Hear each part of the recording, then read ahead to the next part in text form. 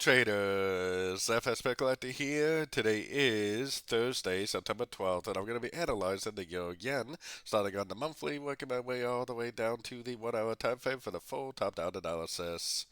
So on the euro yen, it definitely looks like the end of a wave 3, but there's definitely a very good likelihood that this is now in a wave 4, which is probably going to go down to at least the 50% level before it makes another attempt up for the wave 5.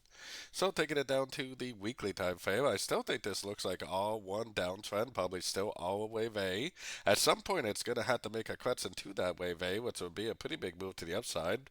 Crutch into this move down. It does not have to do that now, though. It could easily do it later on after it goes down more. At some point, like I said, it will go up for a crutch into the move down for the wave B.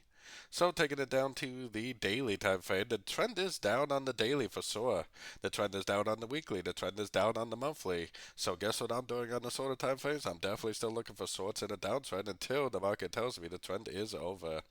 So going down to the 4 hour time frame, my most recent structure level is right here. So if price does go up and break that structure, I definitely will stop looking for shorts and start looking for longs. Otherwise, I am definitely looking for lower highs, and positive down. And if I do see that, I will for sure continue to look for shorts. The trend isn't over until the market says the trend is over with a break of structure to the upside on the correctly tuned time frame. So taking it down to the 1 hour time frame.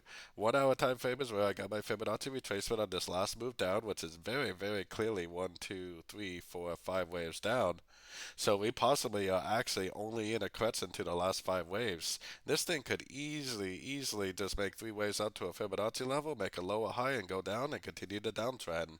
It also could just go up and break structure, and if it does go up and break structure, I will start looking for longs after the break of structure, after the next pullback for the continuation of this move up. Probably would be the beginning of a wave B, like I was talking about on the higher time frames. But I really caution you to wait for the break of structure if you want to be safe and cautious with your entries. So don't forget to join my free Discord group, which is linked down here in the corner. And as always, thank you and happy trading.